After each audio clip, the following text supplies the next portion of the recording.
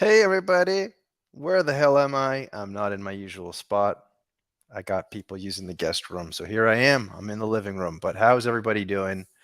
No trippy light. Sorry, Stan Loves. Gonna have to use your dried herbs and spices at another time. But we have a show today, and what a week in the NBA too. I mean, just crazy NBA action. Congratulations to you Heat fans. I did not expect the Heat to send the Bucks packing in the first round. Who could have possibly predicted that one? Just madness. The Celtics look weak right now versus the Hawks. Trae Young is playoff Trae. I still think the Celtics win that series though. Packer Ewing be damned. On Twitter, he's trying to say the Hawks at 7. Anyway, but the point of today's show is we have a couple of special guests. We have the Kraken, who's a new guest, and we have Steve Veerman, who is an old guest of the show. And together, they're going to tell us all about the inside, the velvet curtain, peek into the inside of the VIP lounge. We know that recently the VIP people were sent that email. It's like, you better spend up or get the F out. What else we're going to talk about today? Redemptions. We got data about the redemptions. Some of the redemptions have started. And we also have that article about Dapper Labs that just came out. That the same company that did the first article about, Roham on Slack chewing people out. This time it's about giving big old lofty promises to the NFL Players Association, which was probably at peak NFT times, frothy times, then having to renegotiate. So we'll dig into some of these different topics. Let's bring in our guests. And even though it's VIP and not Nine Lives Lounge, I still think it's appropriate to play the Velvet Curtain Eyes Wide Shut videos. So let's get them in here. Here we go.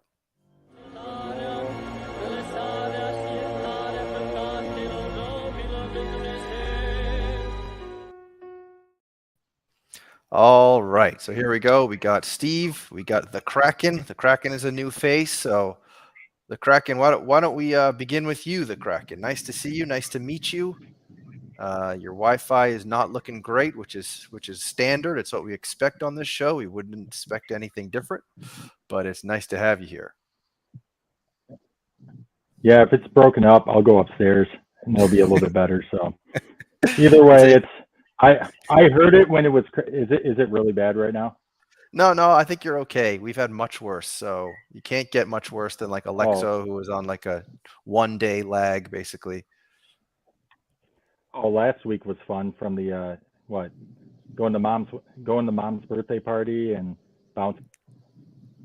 Yeah, I think you're falling right in that trend though. I think your connection is pretty awful. So I think I would It's say still go breaking up. upstairs if I could suggest anything. Um, and while you go upstairs, we will say hello to our friend Steve. Steve, how goes it? Do it. Goes well. Can't complain. How about yourself? Goes well as well. Is that looks where are you right now? It looks like you got a something over your head, like the top of a awning or something. Yeah, there's like a gazebo thing here. I'm at the in-laws place. Ooh, fancy. Yeah, yeah, kind of, I guess. They have a barbecue in the back here, and figured I want somewhere quiet where they're not going to hear me talk about Top Shot for an hour. Hmm. That sounds like a good plan. Yeah, So how's Kraken doing over there? Are you testing your internet, or are you still listening to what I I am. said a minute I and a was half ago? I was switching it. I was switching up. I heard you. I knew. All right. I it's I had the construction done and we moved the router, so it's been fun. It should be right in the middle of the house in the perfect spot. It is really not much further than where I am right now, and it's been kind of a bitch. So this is what it I is. think you look more clear right now. So That's I good. think I think we're good. Um, anyway, welcome to the show, both of you. Where should we begin? I guess what's it like being a VIP? What is the VIP What experience been like in the what last what couple of was it years? like? And where is it like now? So the Kraken, are you an ex VIP member? I take it. I am one of the Devil's rejects. Yes, I How does that feel to have been part of this very special group and now be looking from the outside as it's raining all over you and you're getting soaking wet and you're just uh looking at the yeah. dry VIPs? You know what? It is what it is. You make your decision and you move on. I can't say that what I'm missing out on is going to be the driving factor. It's just, you know, it's just interesting. Someone who spends so much time and they owe me nothing, but it's just an interesting play. And I'm not worried for myself. It's more the others that have been sleeping giants, you Hmm. know, just to notify them that, hey, you're not VIP. When you've been working very close, you're on daily, and again, not owed anything, but there's a lot of hours you put in, and for it to be what it is, it's just an interesting play. I'll put it that way. I personally am not going to lose anything financially. I'm not going to cry over it. I'm in a room with a bunch of other guys. It's a good time. I just want this to move forward. But, you know, I'm not going to cry over spilt milk, but there's a way to do it and a way not to do it. And it was an interesting play. I'll see how it rolls out. But yeah, it's now I'm in a private two different private discords, so the life rafts, and it's interesting getting other people's takes. Yeah, I would agree. It is a questionable decision. I wonder if someone thought that, or maybe this was already in place beforehand. Actually, I was thinking about that too. Has Steve, are you aware? Was that like the policy? Has that always been the policy that you got to just continue spending the big bucks, or you have to have spent over 100K, or else every year it just refreshes? yeah, that's always been at least my assumption. And every year they've changed it. They've changed the criteria, so um, I'm not surprised they changed it again. Yeah. Well, I will say I did not get in from net spend last year, Hmm. which the rule was net spend overall, and then it was also net spend in the last year, which those held true. But then there also was a gross spend and a I don't know, celebrity appearance, and by no means am I celebrity, right? Yeah. So it's Yeah. that ain't me, but it's the gross spend. I just like in my fantasy leagues, I am trading, moving, adding, dropping left and right, not for the just to build up gross spend, but I make liquidity out there and made some bad moves, some good moves, but I don't sit still. Yeah. Yeah. And I Just think like you that can tell, I if don't they are talk. changing Also, the it's yeah, requirements up, if they change the requirements up like every year, I would think that maybe on a down year they're a little more lenient to say like let's keep you all together here. We don't want to create any angry people who are some of the top holders of our platform. That's what I think. That's what's questionable to me. What else? What else can you tell us? yeah. You would think that you would think Sorry, Kraken, go ahead. Yeah, I was going to say you would. you would think that they did dip it a little bit, but not proportional to how much this is dipped and how we need to grow. Yeah. It's but then they removed all the other requirements, which we'll see if just Sure. Yeah. What do you think about all that, Steve? What do you think? What should the VIP, like? How important do you think the VIP people are to the platform, Steve? Well, I think everyone's important to the platform. Um, it's interesting being in VIP because VIP, they think they're the most important. And if you go to like general chat, they think they're the most important. If you go to some other Discord, they think they're the most important. Like every group of users think they're the most important people. And the truth is that everyone serves a purpose. Some people just don't have the money to spend big dollars on, higher value moments. And so like you got to play within, the what you can play with. And so I think Dapper just kind of, everyone feels a bit like they've been shortchanged. Um, I think if you're looking at the VIP, you might imagine that VIP maybe is more uh, like super fans, or maybe there's more positive sentiment there. It's not. It's always been consistent. If the general chat is negative, well, VIP is just as negative, maybe more. Um, so it's not really like an area that's any more positive than anywhere else. Like that's actually a reason why I don't spend a whole lot of time there either, is because I don't get anything extra from being in that room that I don't get in other rooms. Sure. I remember, I think early on, I actually looked at like one of my oldest video clips. Sometimes I like to just go back in history. I don't know why. Maybe I'm a glutton for pain. But I remember like originally some of the things that the VIPs received, or actually no, that was the Nine Lives Lounge. So that was even a degree away from VIPs. But like, what were some of the things that the VIP, let's say, has delivered, or where do you feel like the value is in these like special rooms, or especially when you're so close to like Dapper Labs, you're so close to like the heart of Dapper Labs as a VIP. But did you feel that way while you were there, or did it feel like kind of just in any other Discord? you want to start with that, Steve? Well, I mean, I'm still there, so I mean, like, yeah. From my side, it's not that much different than any other Discord. I mean, you have different items. A lot of it's last minute. So we did have the March Madness. We had like a March Madness tournament thing that was for a couple bucks. Few people won. You had the best person collector for that team with their favorite team.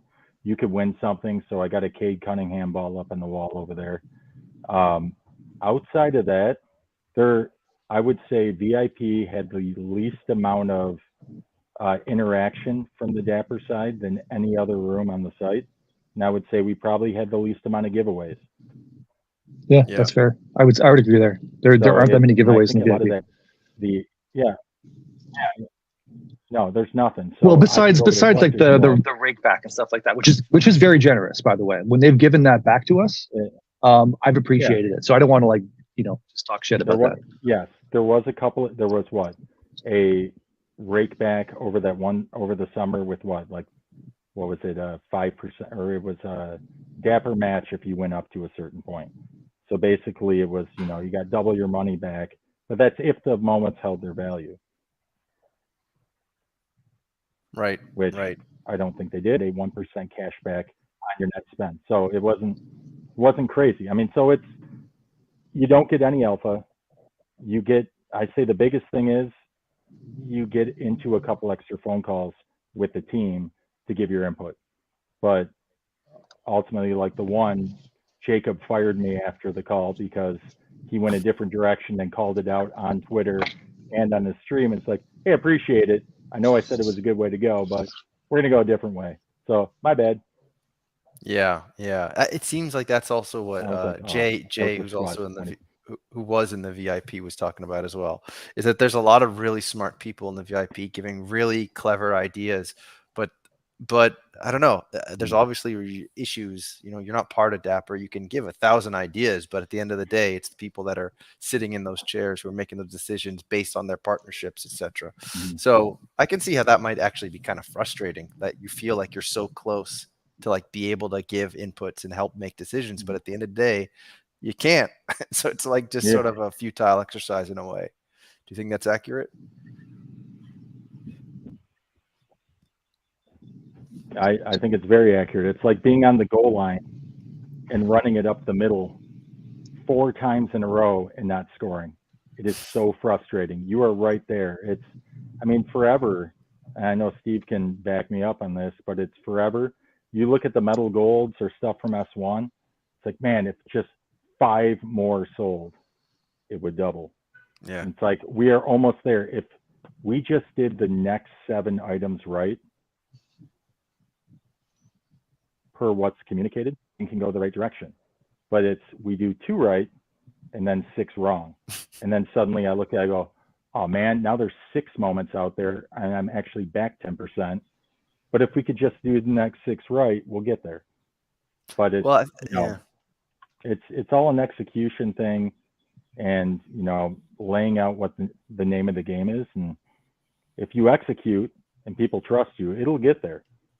Yeah, I think that's really wise. I think the other thing, and I know we're like such a broken record, but you have to execute, but you also have to give enough of a supply that your demand can meet it or ideally exceed it. I know recently we were almost at, I think for 1 week on that live token, but we were actually a few more buyers than sellers, where I was like, oh my God, like this is a huge day. But yeah, you need that like consistently, basically, because no one thinks we're going to be back at like the frothy, crazy Valhalla times, but we can still improve upon where we're at. And I think that I agree with you. There's some really good decisions that get made, and then there's some other head scratchers.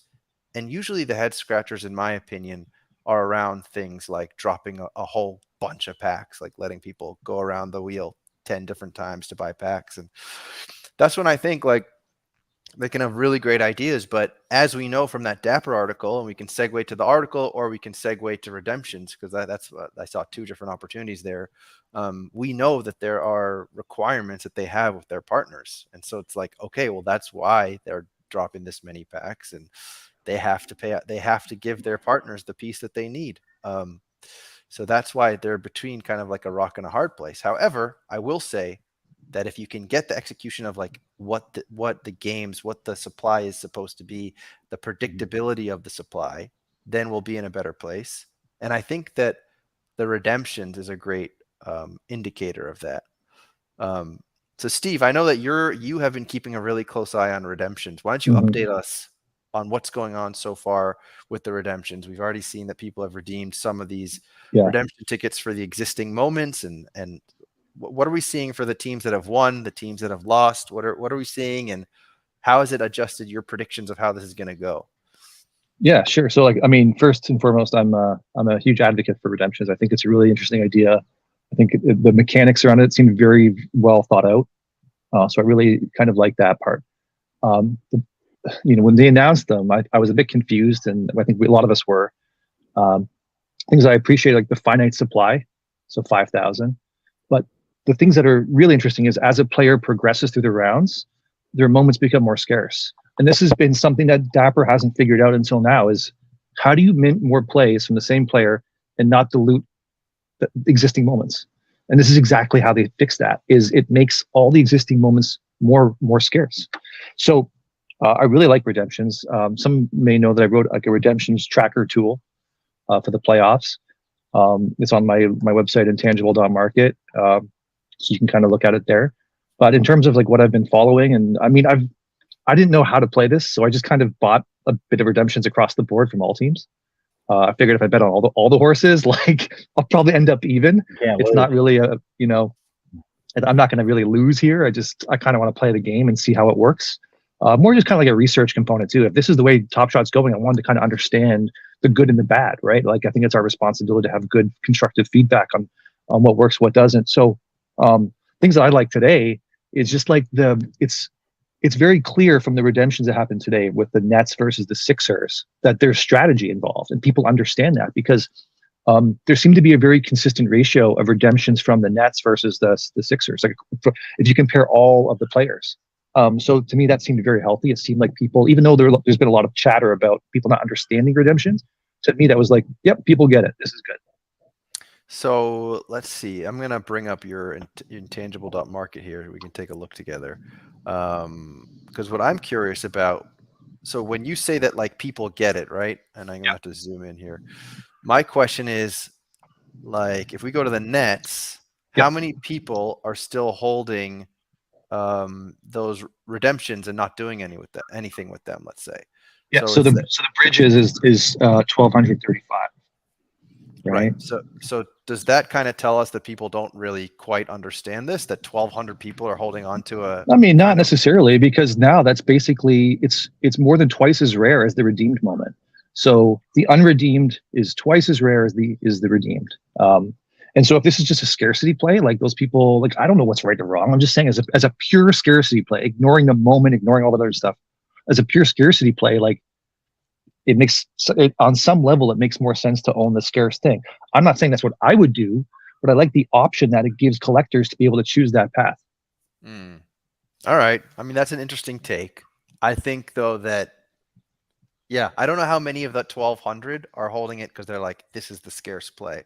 I think there's probably a fair amount of them who don't really quite get it, who are like, oh, I can redeem this whenever I want or something like that. There's probably a percentage. I don't know which percentage is which, but Right. it is interesting to take a look at that. The good part here kind of is that it's still really early, and that even if they made a mistake or whatever, it's like a low value moment for those ones anyways. And if you didn't redeem your Sixers one, for instance, like that might actually work to your advantage.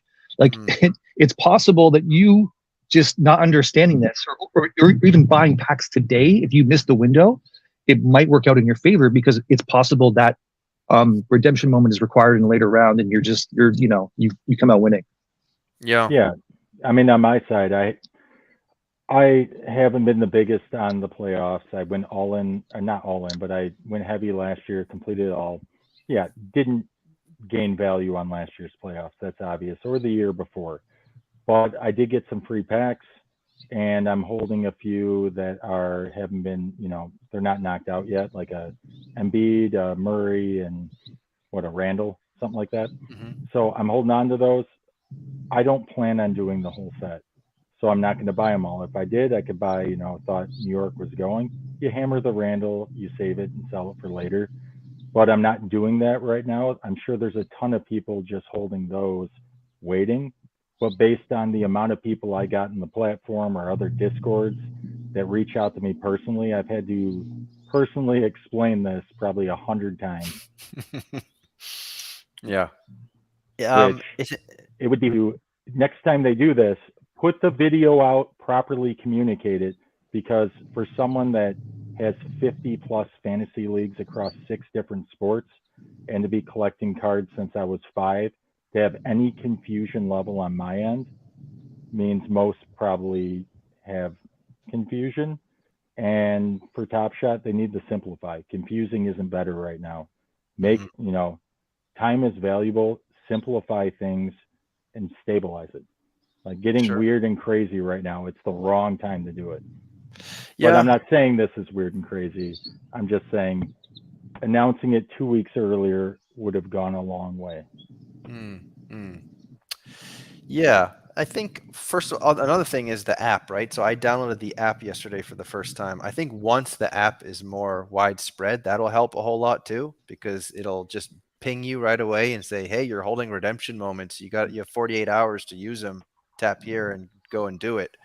But sure, I think part of the confusion and also is like strategy wise. I think that part is legitimately a little confusing.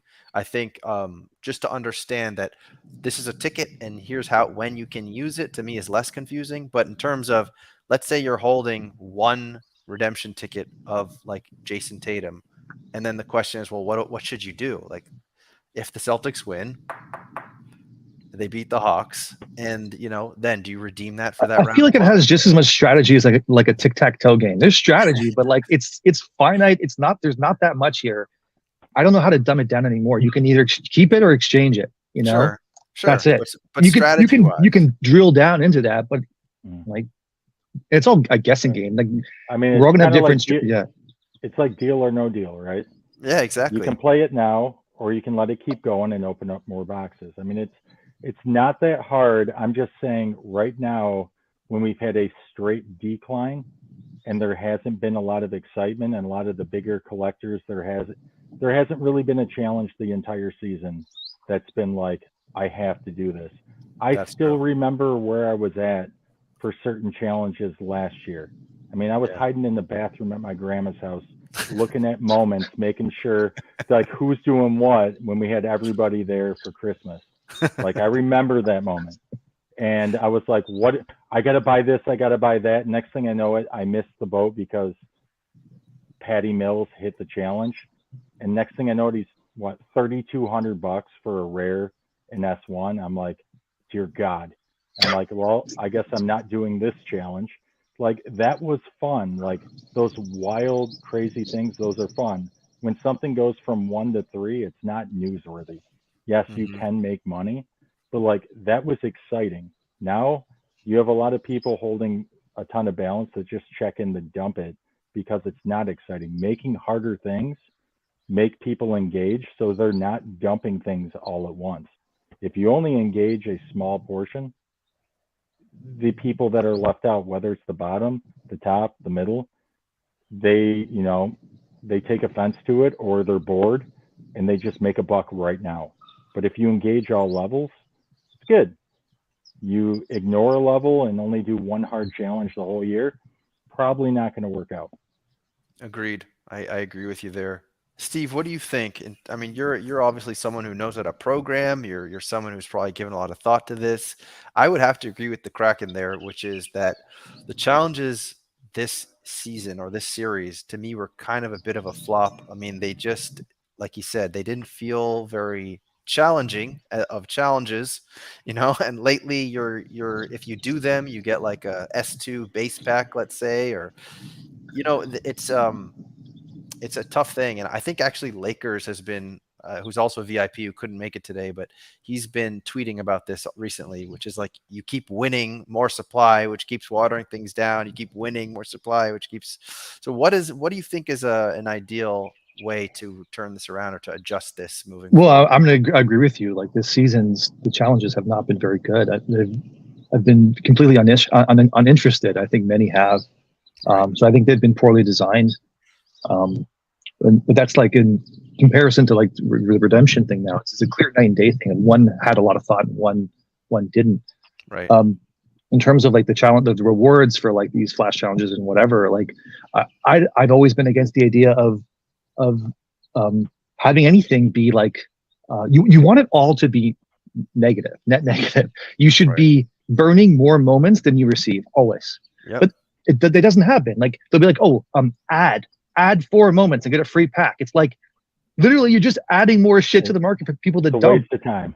It's a Yep. waste of time. Why are you doing that? At least like have like, okay, burn 10 moments and you get 1 moment out of it. It's like, okay, like it might not be worth it, but you know what? People will do it and Yeah. it'll reduce supply. It's the user's decision to do it. I don't know. I mean, Anyways, that's it's one piece. it's the same thing though right now with packs where we're looking at it. You know you're buying a $10 pack that could have $6 a moment. Likely is probably closer to 8, but people are going to gamble and spend 12 or $10, or they go to the upper one, likely closer to $20, but they'll spend 30.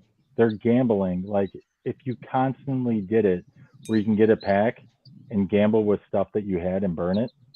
But I mean, when you do add 6 to get a pack, it's a waste of time.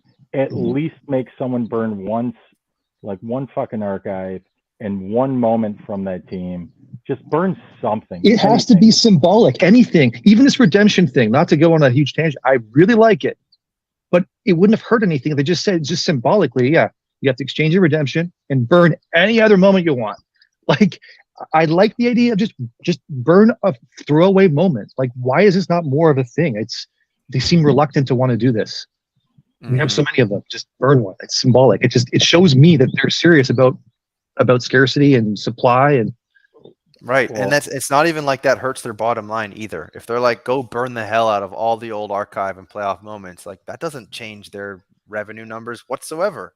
So it's like, why not? And I don't know what the answer is, but Boston Base just tipped the show $2. Stop ignoring the chat, he says. So he, he's He's been hammering it for a while. I have it on the side over there. So just So like last week, he's trying to come and have some fun. so if you guys see any chat that is worth discussing, it's true that sometimes if I try to do both, I get distracted. But um, let's see. I'm gonna just click a few random ones. Imagine Yeah. all the supply without any burning or locking, though it would be worse. But yes, they should have burned the locker room and had us burn double what we did. That's another thing, by the way. The locking as part of, I mean, I know this has also been said 1,000 times, but locking as part of net neutral or net negative. Mhm. Are you kidding me? What are we, No. 5 years old? Like, do we not If understand what I what a mean, year lock is? It's not a burn. if you look up the definition of that and you just go in there, it's not out of circulation. So Exactly. for net circulation, locking something is not out of circulation. It is Right. still in circulation, even though you can't sell it, I can still use it. And then on top of that, we brought that up when VIP got they got to talk to the people who put the leaderboards together. We brought that up as a concern, allowing locking before you had the rules to the game, and said it will be a concern. This will be a problem. People will lock. You are saying it's important. If you don't come to the table with real deal rewards, you're going to see it in your bottom line. People are going to be pissed off. It's not the Right. time to over promise, under deliver. And even if you're not promising anything, you allowed them to lock. You threw a gun in the room and you're shocked people, use the gun. Like it's messed up. Like you should be going to the table just like the redemptions, just like anything else, with well constructed thought in the plan and the rules. So there's no room for being angry at why you lost money. You saw the rules of the game and you played it. The leaderboards didn't have that. And then it got met with negative response. Yeah, and that's definitely an issue that we've seen time and time again, which at least they're improving upon. But there's so many examples of being like, just wait and see, bros. Like, just wait. It's like, oh no, it's Oh, like no, you just can't that trust that at all anymore. that was a benefit of VIP, or actually not a benefit. We got in those private meetings where you get to like brainstorm, just like you asked us what we would do differently. We get the brainstorm, you get everybody at the very top saying, that's a genius idea. I love it. I'm going to present it to the top. Here's a recap of the meeting. This is what we want to do. We'll be net negative 40% unless we hit our growth metrics. You see all these, you're like, well, there's no way if you did half of these, prices don't go up. And then you hit the season and none of it happens. Hmm. So a benefit, or I guess a negative of VIP, you got in those rooms and it's kind of hopium. And I don't know where it stopped, but there's a lot of good ideas that came up that could drive this. This isn't a hard product to get the trend upwards, but you can't make scared moves on this. You have Hmm. to say something and do it in a timeline. And if you're constantly changing rules, constantly missing deadline dates, and then giving no warning, I mean, we all have lives. This isn't our main job. Like, come on, this is just lay the rules of the game out and let's go. Yeah. And it's been long enough. It's not a hard game. You miss Yeah. too much, prices go down. You say here's the rules and change them, prices go down. People are pissed, and rightfully so. Yeah. I think that's fair. That brings me to the next question though, which is, why do you think that they even created this redemptions program? Because we've already seen that they don't need to change it up. Like, as much as people can't, like, are in pain watching the values of their moments decrease, the cold hard truth is that packs sell out. And as long as packs sell out, if you think about what their KPIs are, that has to be number one. Like, yes, they want users that are happy. Sure. But is their product selling out? Yes. If like, although only recently we've seen that adjusted, that's not happening as much. And Mm. even these playoff packs, I think the $10 ones are still not sold out. I But think there was what 25,000 today or 21,000 yeah, still left. and yeah, and I actually was even kind of surprised that that the packs did do as well as they did, because I think there was such a clear view of what your possible upside was, and it wasn't much. Because like in the past, you rip that rare Luca or that rare LeBron, it's like $100 pack price, but you can flip that moment for like $1,000. You can 10x. In this one, the best you could do would be like a 2.5x or something. So I I'm kind of mean, surprised they did as well as they did.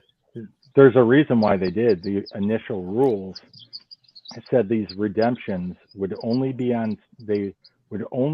available through pack sales, Sure. right? So we thought they were only available for pack sales. There were some guys that wanted to roll the dice that were in VIP or the life raft we went to, where these packs have no chance at selling out even before they went on sale. So some people took kind of the approach of they won't sell out, so I'm going to buy a bunch because they will have to burn them, because they said in stone it's only available for sale. Well, once they came out and you only had what 15,000 go in the first day, they came right back and changed all of the pack rewards to that we were supposed to have throughout the year for locking sets. Out of nowhere, like, yeah, you're going to get 9 packs from here. Hmm. It's like, well, wait a minute. You said only for sale. Now you're Right. giving them as gifts for challenges and locking. And then suddenly the verbiage was changed. And if you took that approach, that was smart. Like if they kept to it, but then they changed the rules, and now Hmm. they're giving them out. I think half of what have sold so far, if you would have kept it that way, it would have been there. But Hmm. in the metrics of how many people are playing the game, I only have redemptions because I was given free packs. Hmm. Because with S1 so cheap, I'm very okay with selling things right now and buying S1. Because in Yeah. the collectible, if the first season isn't worth shit, which right now you can get rares of rookies for dirty cheap, if that's not worth anything, nothing's worth anything. Hmm. Out of any collectible, I don't know many collectibles that S5, S6, S7 is worth more than S1. If someone Hmm. has one, throw it in the chat. I really don't know, but outside of onesie twosies. Right. Steve, any feedback there? On which part? On well, I guess some people were also felt like the Kraken, which was he thought those packs were only going to be sold and not Yeah, I mean that's not the way it's the way I read it. Was it was all going to be sold? I sent a message to someone at Dapper being like, just to clarify, 100%, you're not going to distribute these under any other circumstance. They're like, that is correct. I'm like, okay. And then I went and I spent like $1,000 on packs. Um, and Which then they is a good dropped play they if they don't give them out. Yeah. and then they airdropped me 70. Like, I'm not complaining about that, sure, but like you just kind of diluted the thing that I just bought. Like, okay, all right, changing the rules. But the thing is, I'm upset they didn't think about that initially. Whoever said that they're going to make $2.4 million on these pack sales, like, I'm, I don't know how to say this nicely, but they fucked up. Like, why is this? Whoever made the decision, like, stop making that decision. You are bad at this. Don't do that. Like bad Dapper. Don't mint that much. Don't fucking hit that target. Whoever said you could meet that target, you were way off. You are in a different world than we are in. You could sell half that. If you said we could sell 1.1 million, realistic, because you probably could hit that without these giveaways. So yeah. Anyways, that person, I don't know who they are, but come on, someone. I mean, yeah. At the end of the day, the net return is a lot lower. I mean, you could have done the $10 packs and put 2 in it, and put 6 in the $30 one. You sell max packs. Now you're not going to sell as many. I mean, Mhm. it's simple economics. What you think is going to happen.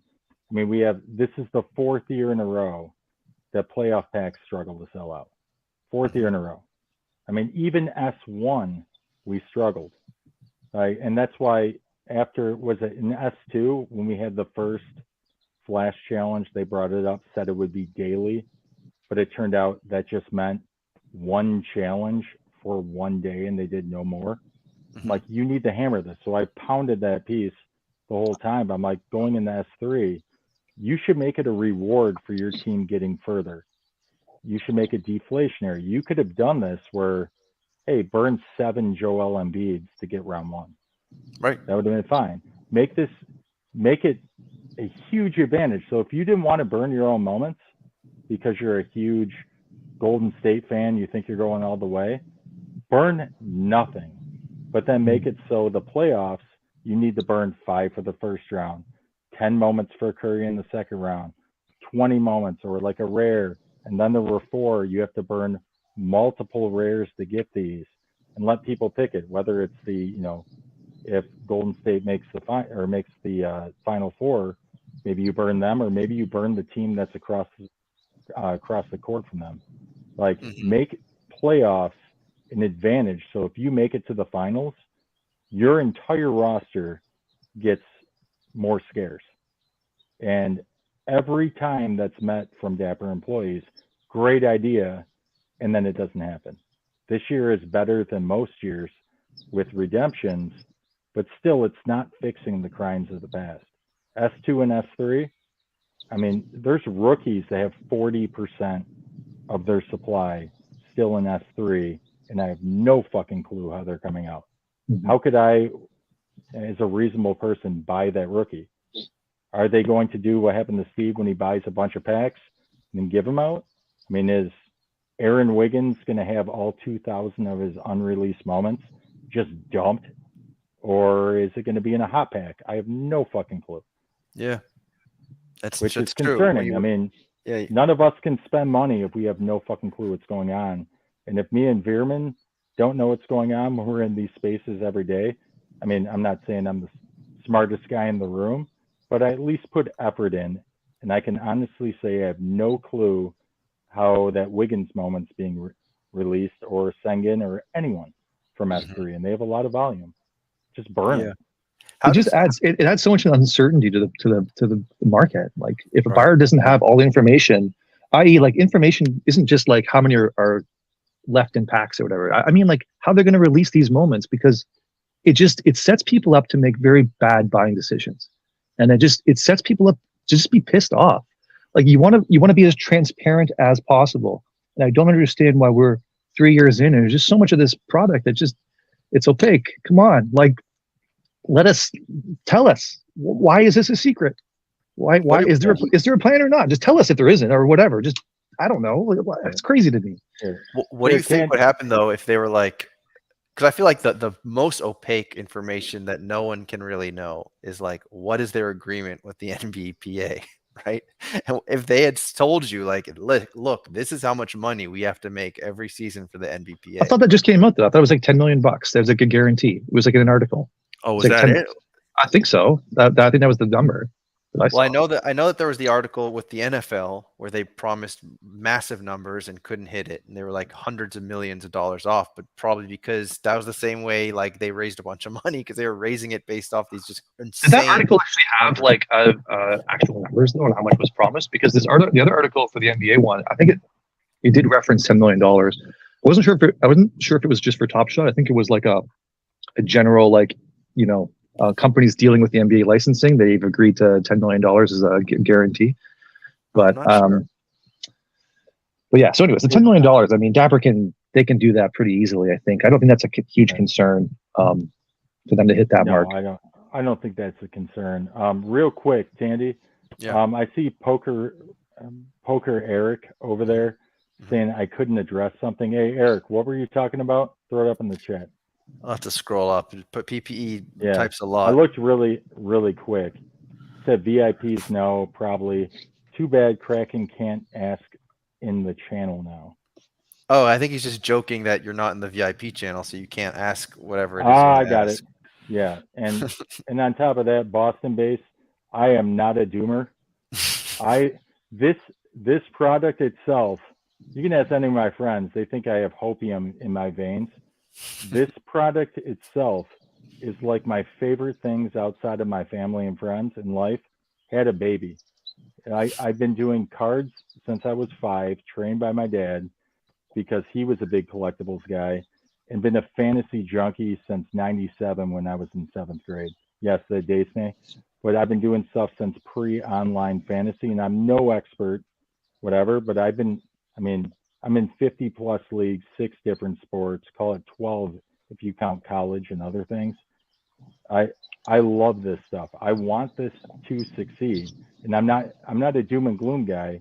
I'm just more disappointed in certain things, but you could turn this around so quick.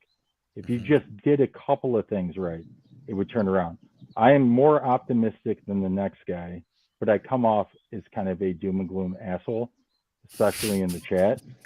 But I'm not though. Like there, if I didn't believe in the product, I'd be the fuck out of here, and I would never be on on a Thursday at 4 p.m. on a Spaces, never or on a chat. Never would be on here. I wouldn't be in Discord. I would be nowhere if I didn't believe in it. No, I Mhm. do cards a lot on the side for fun, and they are a pain in the fucking ass. I have 3 kids, and I do not want more cards in my house. The last thing I want is physical property in my goddamn house. Like, because you have to put it somewhere and take care of it. I have 3 demons over here that will break the shit out of it and lose it. And then if it gets stolen, shipping. FBI said there was 70+% fraud rate on online sales of physical collectibles. I Mm. don't want a part of that. I've actually been ripped off in physical collectibles. It's bullshit. And so I don't want more spreadsheets. I have them at work.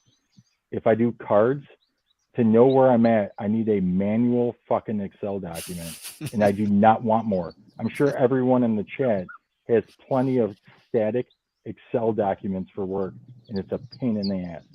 Like this product eliminates that. If it goes to the, easy to understand, time is valuable. I don't want to go ship shit. Like this allows me to skip all of that, and I can stay in my troll basement I have down here and never leave the house if I can flip this. If I believe what is said happens, if there is a plan.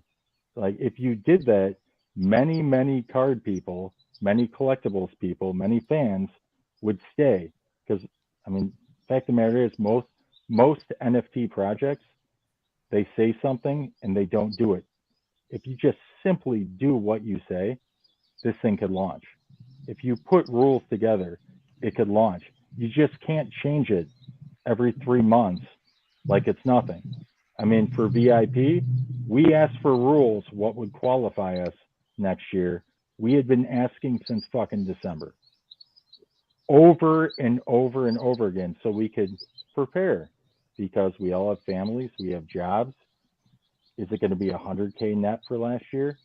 Is it going to be I get in for free? We don't know.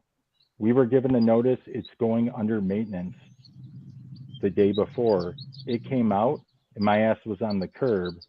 And then just so you could, you know, fulfill what you said, I'm in a general room that has a 1 minute cooldown. No one's ever been in from Dapper just to check that box that they're not lying. Like, that's bullshit. Just do what you say. Simple. Like, just be honest. And if you don't know, say you don't know. Just don't promise the world. The over promise, under deliver, just to save your ass and kick the contract down the road, it's been a constant. Mhm. And people only buy from who they like and trust. And right now, they've had a trust issue since April 21. You see it in Jacob's office hours. That was a huge bullet point, and on every office hours was a trust bullet point. You haven't fixed it. Sorry, Mhm. I talked too much. I think that's fair. I think those are fair criticisms. I have to give you this lighthearted feeling when you say that you're on the curb, though. I got to give you this drop. Hello, darkness, my old friend. I've come to talk with you again. Sorry, but no, everything you said is legit, though, and I think that that's something that people have said all across all different collector levels, all across the spectrum, is that tell us what you're going to do, then follow through, under promise, over deliver, instead of the opposite. Um, so anyway, I mean, it's sort of a consistent thing, but where we're at right now, at least with this redemptions thing, I gotta say, like, I know this redemptions thing. I don't know if it's a small thing, if it's a big thing, but it does feel like a different thing. It's like that little spark of, wow, they're actually changing it up. They could have just dropped 200,000 packs on our head, easy, easy, but they didn't. Why? That's like the what's that meme where he's putting his fingers out to the sky? Why is that? Yep. Why didn't they just drop 300,000 common packs on our heads? They could have done it 100%. And they could have stuffed some random ass Steph Curry record breaking 1 out of a million, and they would have sold even more of them. So I am curious why they didn't do that. I'm curious, like, who made that decision.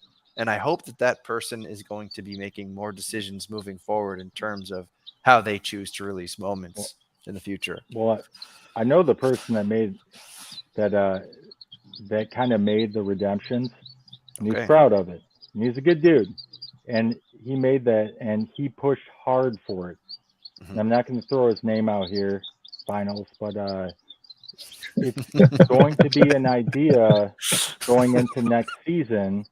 So it's, and I love it. And you go into next season, if you apply this properly next season, it adds levels of gamification when there's no games going on. If you have random redemptions where it's you have a mint count of, which is the big thing. We don't know what the max is every year. We were supposed to have that this year. I'm hoping next year they say X amount of mints, rare, common, legendary, is a max per player. Absolutely, So they try and burn some. But going into next year, if you have a guy that doesn't have a lot of rares, maybe he has more redemption. Has a lot of rares, like Giannis has probably enough rares in S1 and just his fucking MVP set to last us until S7. Yeah, like, accurate. I mean, for the love of God, you shouldn't put 600 redemption Giannis's out there. Put less, so they're more rare.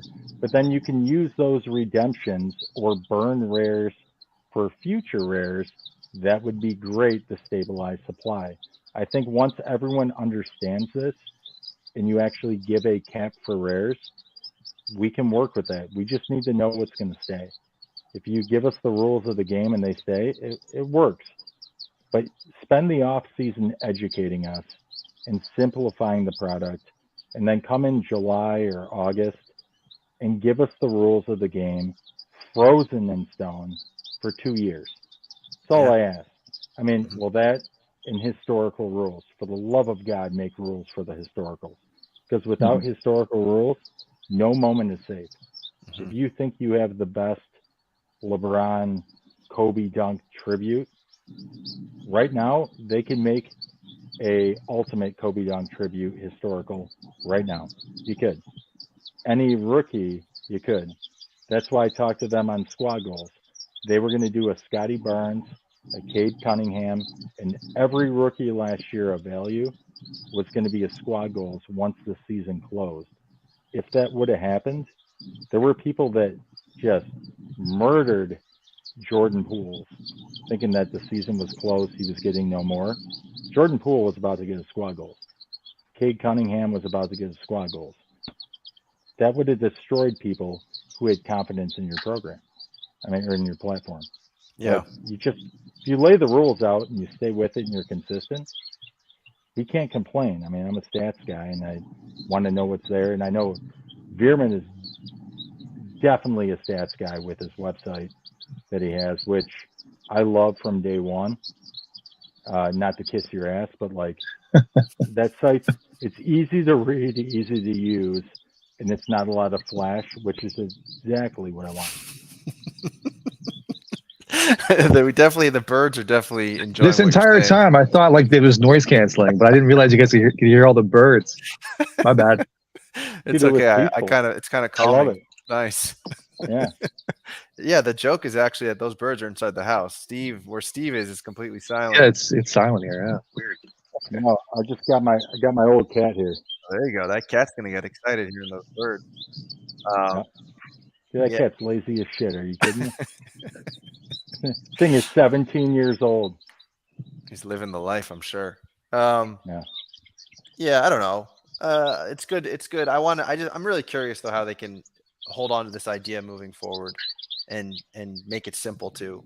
Um, that's really a head scratcher for me, but I just am hopeful that this is where we're at currently, and that's like where we're moving towards. So ideally, we don't just go straight back to what we were already doing, because I feel like again, this is like 1 foot forward. We're making a step in the right direction. So hopefully, this like continues this way to a big degree.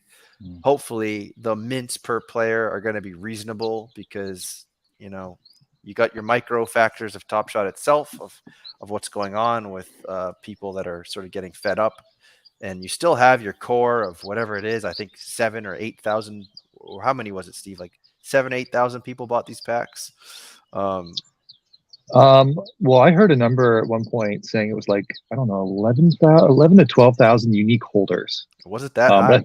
I think, yeah, but some of those people like were clearly airdrop packs as well. So Okay. That you was got to mix them I in. mean, that's me. I didn't buy one, and I tried to sell them all, but I was still counted in that number. When you throw me 9 packs, I open them up. I'm not going to sell a Murray at $3 just to get rid of him, especially when he's going to win a round. But I would not count that as I'm engaged in the playoffs. And there's Well, plenty of which people that Murray are got you talking about here?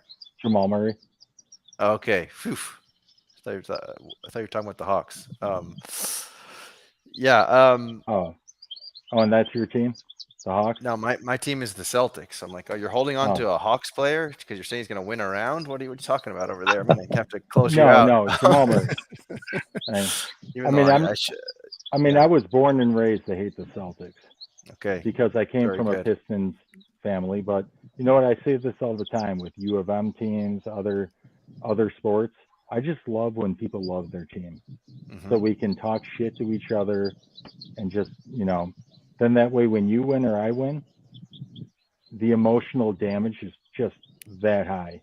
Yeah, You can watch people cry and scream and just fuck with them. It makes you feel that much better. It's that's great. true. That's the Like beauty of sports. I hate Michael Jordan. I hate Emmett Smith. Those were all like the big. I'm a Barry Sanders guy. Isaiah Thomas. That's my team. I Yeah. never waver. You know, it Yeah. is what it is. But that's what makes this beautiful. You know You what? I you should have used this. Man, I can't believe I didn't use this clip. don't you fucking do it. Don't you dare I throw don't that. know what went into that process. I met the criteria to be selected, but I wasn't. That's perfect. I know, right? That's my. I mean, you all know that Isaiah didn't make the dream team because of Jordan. Oh, of course. Clear. Of course. Yeah. And Of course, that's God, why. that steal on the inbounds pass, it kills me. Probably not as much as the Sheed not covering the inbounds guy against the Spurs. That really hurt. I don't even. I'd have to watch that clip. I don't remember that whatsoever. Yeah, it's Robert Ory inbounds the ball in 2005, and then Rasheed Wallace doesn't cover Robert Ory when And he's he hits a known as three. Big Shot Bob. So he passes the ball in bounds, it moves around, comes back to Ory, hits a game-winning 3 in Game 5, and then we lose. Mm. That hurt. I mean, that was the prime of my intro to drinking career Oh, in God. college. And we watched that happen. That hurt. I mean, the previous year was amazing. Mhm. That was such a kill shot. No, the fact It was that terrible.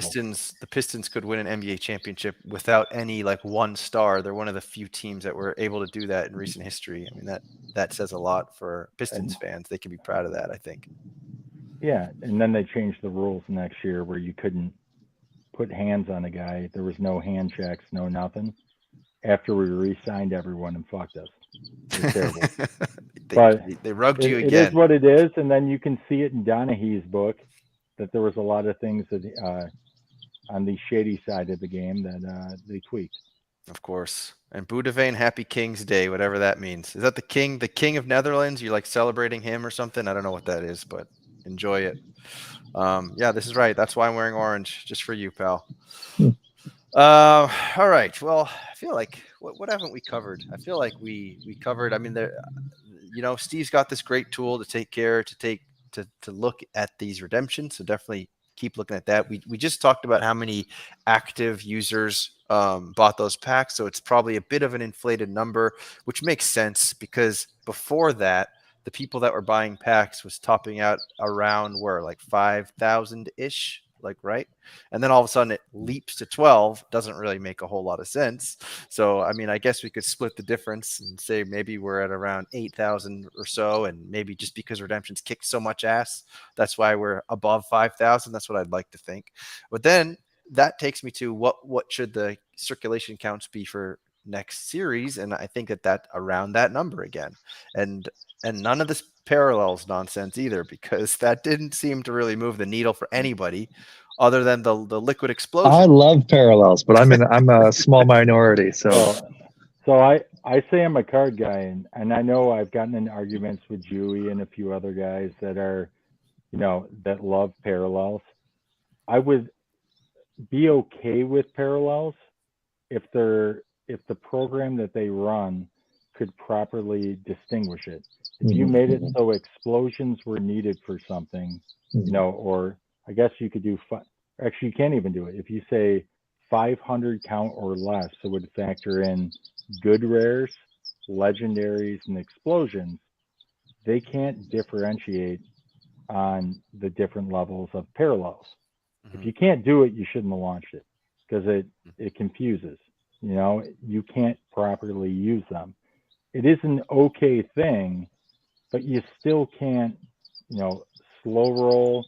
You still can't. I mean, if you can't use it in your program, people will treat it as such.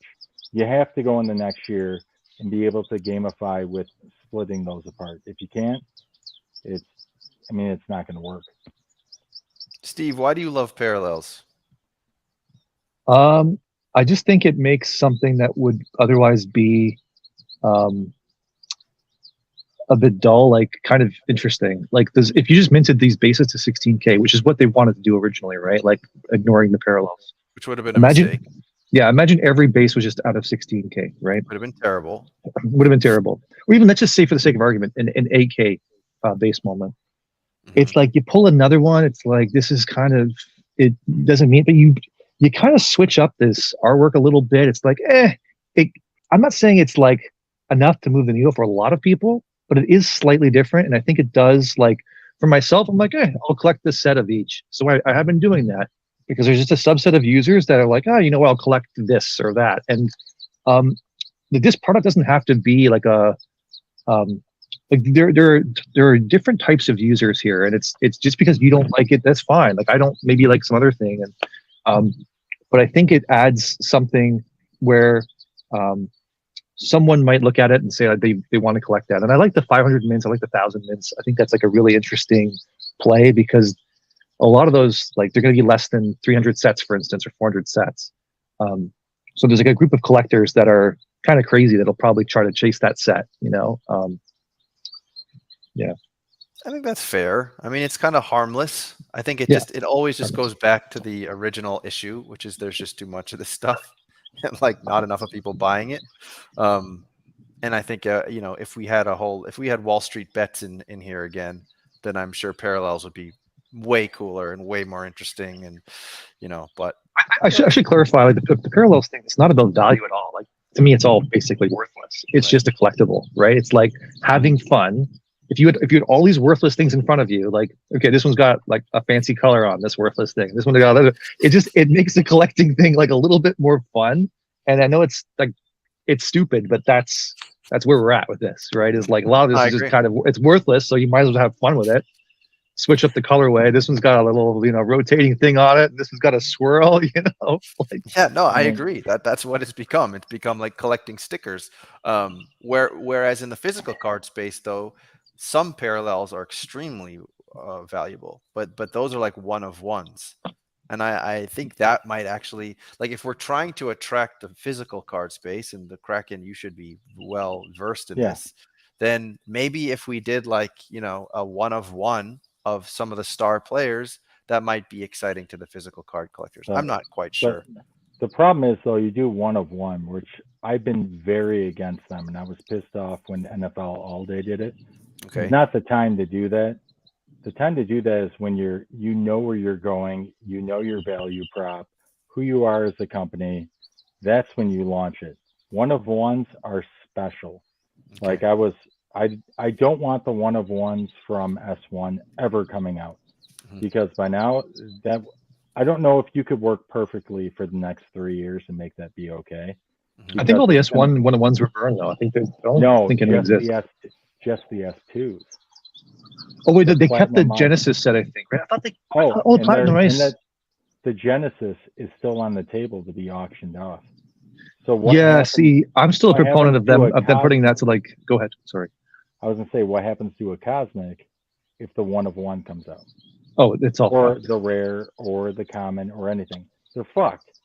So what I suggested you do is donate it to the NBA Hall of Fame. Yes. The Yes. spot, and put it there. Yep. And say it's locked there for 100 years. I don't care, and just put it there and use that as advertisement space. But the Platinum Ice, I hammered that hard in all like the private chats we had. You got to nuke it. If you do a 1 of 3 of every goddamn moment in S2, you're gonna burn this place to the ground. Like, because then every legendary, every rare, every common is worth nothing.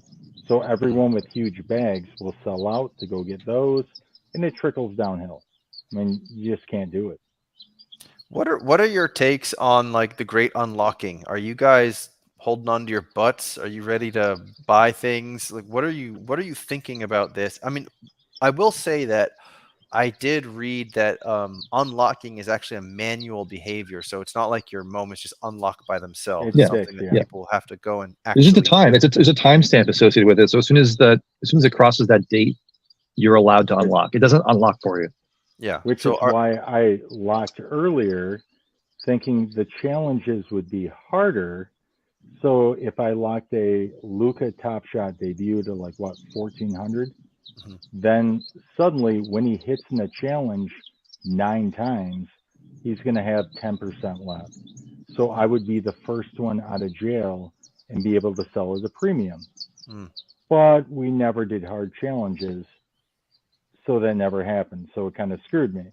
But I locked earlier because of that, and thinking we would use leaderboard rewards, which I would say this year's rewards across the board, including the ones coming, are probably about 5 or 10% of what the general public thought we were going to do. Mm. I don't, Yeah. I don't know if you think the same thing, Steve. I mean, Yeah. leaderboards, I thought this was going to be No, consistent. I completely agree with you. Though, like when locking came out, I factored in the Dapper's history of maybe missing the mark, so I wasn't going to lock at all. A lot of people did. I locked the bare minimum. Like I really dragged my feet on locking. I'm almost 40,000 moments now. It's an insane number. I think I've locked maybe like 3,000 of them. So most of my collection is not locked at all. Like the stuff that is locked is like my grails, obviously, right? Like the super high end stuff I've locked, mostly because I'm chasing like the what? Sorry. Or the ones you spent way too much. Yeah, exactly. Those two, right? Yeah. Like we like all have me those having mistakes. a Zach Levine metal gold one for like $6,000. Yeah, that thing's locked. And I think I've got one of those too. Yeah. But yeah, no, I thought we'd have more involving the leaderboards. Although I am excited to see this the team leaderboards this offseason. I think there could be some movement there because the teams are all getting moments, right? So that could be interesting, like top 50, right? Yeah. So then what is your general thoughts then on the time when we start unlocking? What do you think it's going to be mayhem? Do you expect that Dapper's going to incentivize people to lock again? Like what are you guessing is going to happen? If Dapper's smart, they would have some kind of multiplier of like, oh, you've held like 1.1 multiplier or something like that. Like your TSS goes up by a certain number, because I think that'd be enough for people to be like, oh, okay, whatever, I'll keep it locked. But yeah, otherwise, yeah, there's going to be a mass unlock. I mean, I always said, I was warning them, and I know a lot of people are like, yeah, it's FUD, doom and gloom, whatever. I'm like, no, you have the Mint Collective that's coming up in April or in March. You have that coming up. Card collectors aren't stupid. They're going to see the trend up or down. Then on top of that, people who lock that are big accounts, they unlock in July. if you don't start turning this around now, it's not going to be enough to turn this around 1 month before. It's not. You have to start moving it now in season, showing results, executing on what you say, because there's plenty of people sitting on accounts bigger than Veerman's, believe it or not, that are not too happy, that aren't going to be okay with news on what the future is 3 weeks before it unlocks. Those people are gone. You need to move now to show a path of like, I say this, I do this. Do it right now.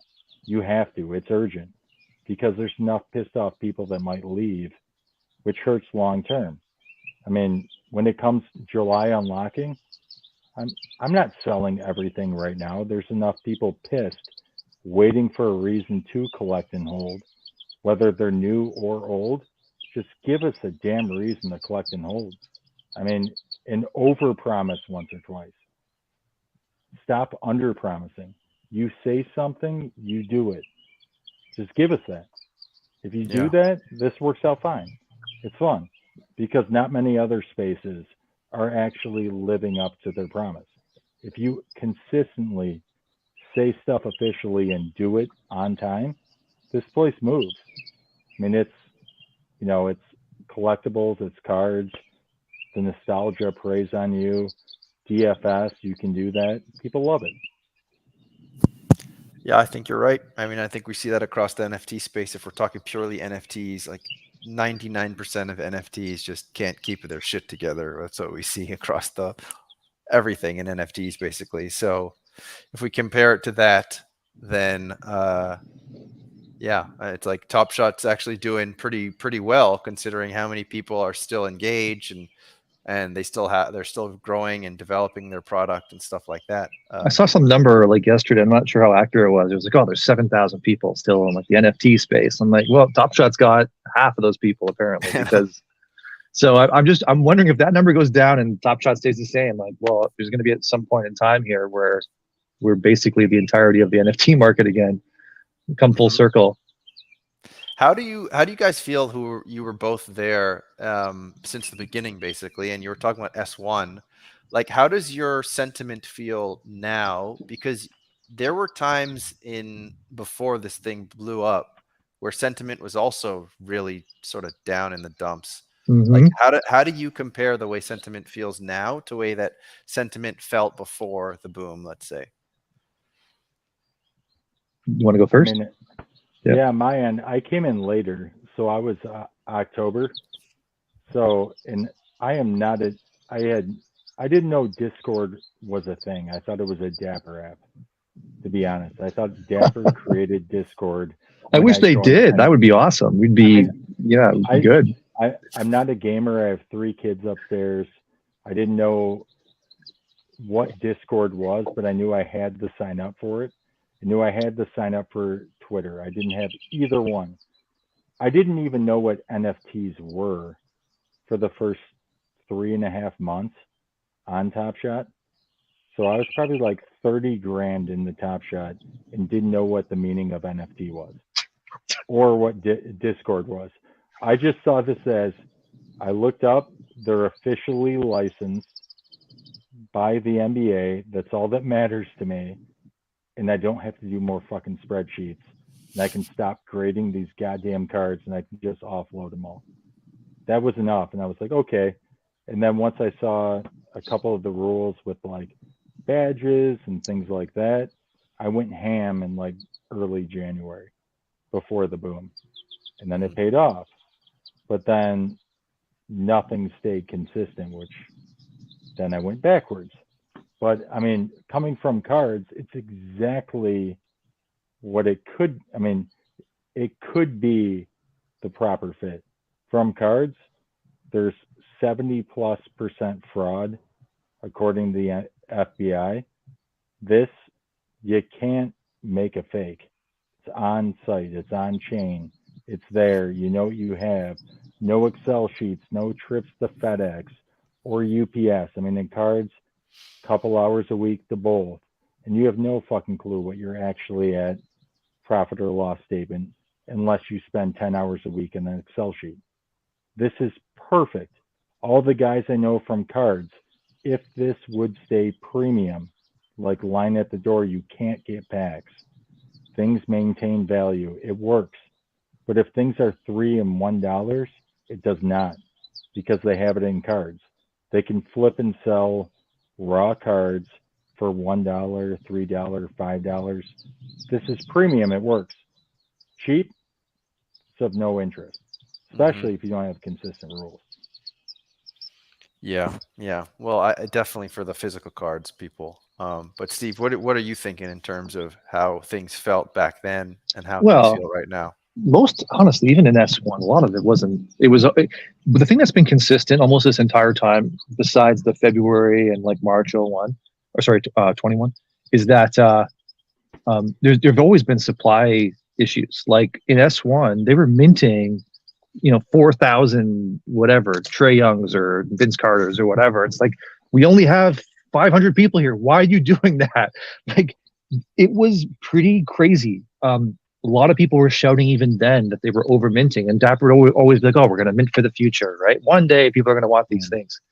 And then when that time came in February and March, like with like, "Oh, finally, this is the time." So they were minting for that time, and I think it was a reasonable assumption. Even then, like this is the one I made was like, "Oh, this is 4,000 was their ambitious target. They hit it, so they're going to kind of keep level with that." I didn't think they would go from like, because so Kevin Durant in Series 1, he had a run it back moment, or in one moment, it was about 200 mints. It's like, I didn't think they'd mint over 100,000 fucking bases in S2. Like, who would think that reasonably? You'd go from 200 to 100,000. Like, that's not a reasonable assumption that anyone would make. I'm thinking, oh, they're going to afford, 4,000. And so this was where things cut off the rails. And so they've always had this problem. The sentiment's always been oversupply. And this is a collectible. It has to be scarce. And I really hope they kind of ring this in a bit. And I'm encouraged with like the recent moves. But yeah, man, it's always just been too much. We've always been swimming in like this future supply. Like we're minting for like the next generation of holders. Like, why are you doing that? I mean, we talked about it. It's like being in the business, ignoring your key accounts. Anyone that's in sales, if you have your top accounts, that's who you grow through positive referrals. This is the equivalent of our top 80% of business. We are going to stop talking to proactively. And we are just going to send all of our seasoned sales reps on cold calling, knocking on doors. I can assure you, you will fail. You have to take care of your base because positive referrals is massive. If you think any one of the top 1,000 accounts doesn't have other people like them, you're wrong. If you make them happy, they bring in other people like them who will follow, and they will be happy and fall in line. Word of mouth is one of the cheapest ways of marketing. It's like the ideal. It's the ideal. That's how we got to the fucking point we did in S2. Yes. Was word of mouth. It had nothing to do with Dapper marketing. It was word of mouth. So if you turn it use the emotional factor. If you make people feel like shit that quit over the last year and a half because they left too early, whether they did or didn't, make them feel like assholes for leaving early. I'm not saying anything illegal, just make things scarce. Do what you say and let things trend up. If you just keep dumping and saying I need 40K to do this, you're fucked. That's like monthly goal manager, you're a piece of shit. You're a used car salesman. Like if you say generational product, have views past this month.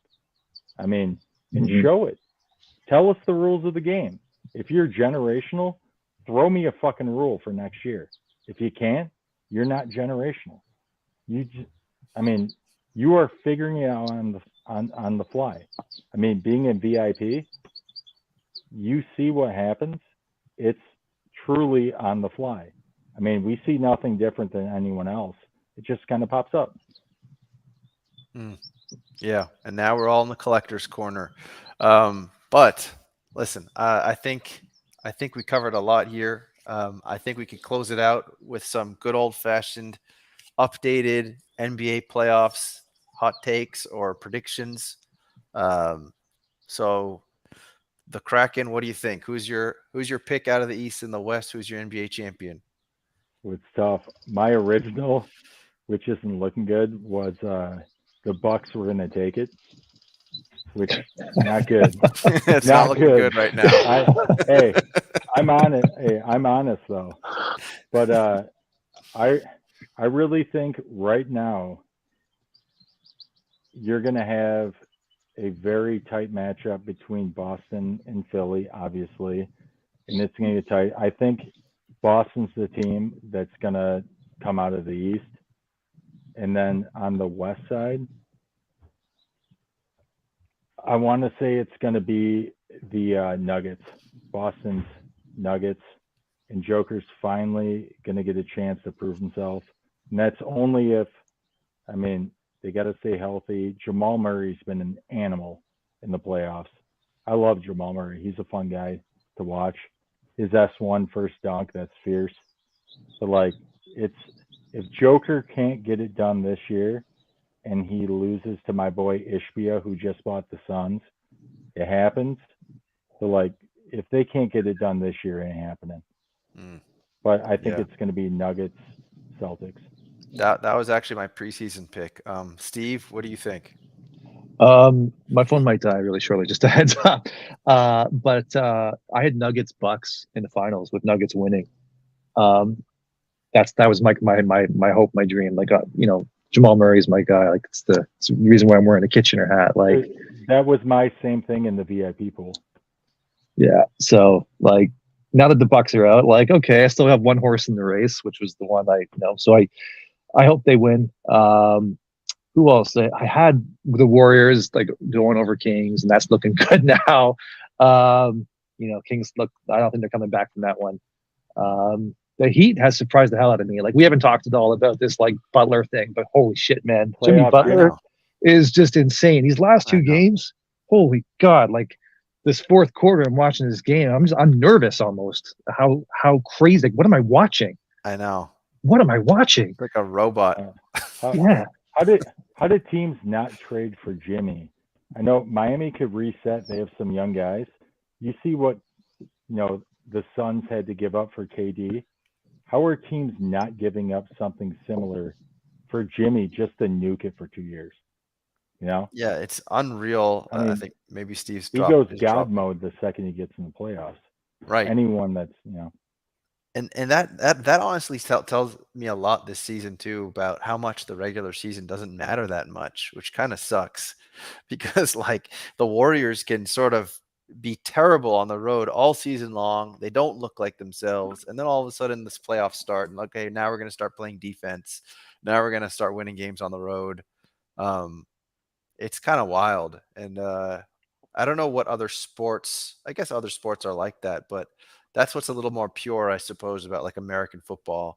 Like you can't lollygag your way to the playoffs. You have to you play can't hard. lose, but if you dominate, you can start benching guys for 3 weeks. That's You true. really can in football. If you are, Kansas City, you're at the top. Basketball, you just get in and Hmm. kind of pick your poison and line up who you want to be with. Hockey's different. I mean, I saw the stats between hockey and basketball.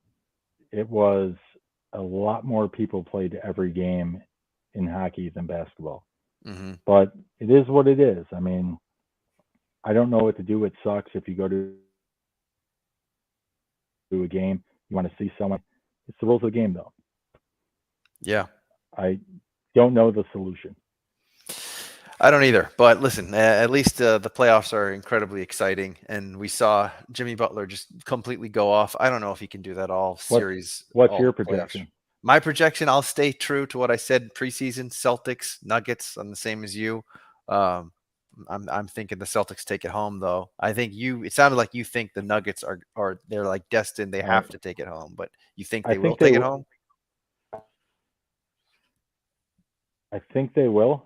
But your boy Tatum, you can see when Tatum goes into a game where he thinks they have it locked up before the game starts. I saw it when I went to the Pistons game when they played them. He shows up, he does not move off ball and just starts launching threes, like shitty shots early. He's Right. like, I'm just not going to run that hard.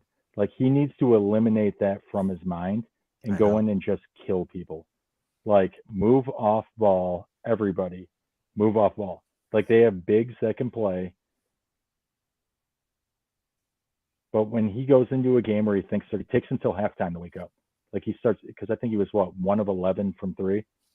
Like, that can't happen if you're going to be the next big guy. You need to go in dialed in, looking to kill. Absolutely. And Tatum Yeah. actually was shooting really well in like the mid range. Yep. And then all of a sudden all he did was launch threes for like the rest of the game, and he just played Because so poorly. he Uh, sits from the top center just slightly this way and sits right there, and he chucks like 10 threes. And that's what he mhm. did. He started bombing them with an inch on offense. It's like, you got to move off ball. I mean, I've played many sports. If you don't move off ball, defense has an easy time. But when Mhm. he feels like they're going to win, he doesn't move. Right. You got to do it every fucking game, whether you're favored by 15 or they're favored by 5. You have to go in and move. I mean, I Yeah. don't know. Well, It's listen, the Hawks are yeah. not exactly a defensive powerhouse. They're not exactly the Pistons of Oh, they're old. going. They're going down. Hawks are Right. going down. Exactly. But Budvain we'll loves see. the I orange can't shirt. wait till 76ers Celtics. That's going to be a very interesting series. The Sixers obviously are taking advantage of being able to rest right now. I mean, Embiid looked like he may have tweaked his knee or something like that, I believe. So who knows? The injuries also play such a huge part in this playoffs. But hey, I'm rooting for the Celtics. I think they get it done tonight. I definitely do not want to see a game 7. And I think that Sixers Celtics series is going to be that the winner of that series most likely wins the Eastern Conference, because I can't think people are super high on the Knicks or the Heat. So I imagine that's definitely the chalk Yeah, prediction at the moment. I don't care. I mean, Knicks are done. Knicks are not making it. Let's be honest. Yeah. Well, who knows though? Yeah. I mean, we could be surprised, and who knows? Um, but anyway, listen, I guess we're at like an hour and a half. I feel like we had a good chat. Is there anything else you want to give any parting words, the Kraken? No, Where, it's. I mean, I just hope to get into next year. We have actual minting rules, historical rules, and we just go simple. Simplify the product, stabilize it, and let's see some rules over the summer. sure. And what do you mean by historical rules, by the way? Well, if you're going to make a historical moment, you have to have rules. So if a guy gets one rookie moment and we're 2 years later, if you have no rules, you can make a international common rookie moment historical and just bomb out that one spot. I You know, gotcha. if you found the perfect spot, or like when I discussed with the guys on squad goals, I explained why it's bad that you can make a historical squad goals rookie moment from the previous season. There Sure. were guys that were buying thousands of dollars of rookies because the season closed out based on their word. If you would have made squad goals, certain people would they would never trust you again. That would be a bad move. If you had the one rookie moment of Tyrese, or was it Maxi as 2? What if I came in and made 7 more rookie Maxis historical? That would kill his value. You have Mhm. to have rules, because if you fuck with the space time continuum, shit gets weird, right? And That's a good way to I put can't it. put money in if I can't trust you. You know, if you're Mhm. going to travel in time and fuck up the past, I can't trust you. You know, so give me rules I'm minting for the future, historical rules. And when you say something, do it. Absolutely. Got to have structure, got to have rules. And if you mess with the space time continuum, things get weird. I think that's a good way to close out. Which, But yeah, anyways, Kraken, thank you for making time. Appreciate you. And Steve, go charge your phone. And It's charged now. Oh, he's I'm back. Steve, you got any final words for the people that are watching you now? I just said don't fuck up the space-time continuum. Historical rules, baby. You know, that's like my favorite movie of all time, right? Back to the Future. Yeah. But absolutely, like don't screw that up. Tandy, this has been great. Thanks for having me on. Really appreciate it. Love your content. Keep doing what you do. All right, man. Well, thanks to both of you, and enjoy this week of watching great NBA action, and we'll talk again soon. Sounds good. Appreciate it. Static Selector.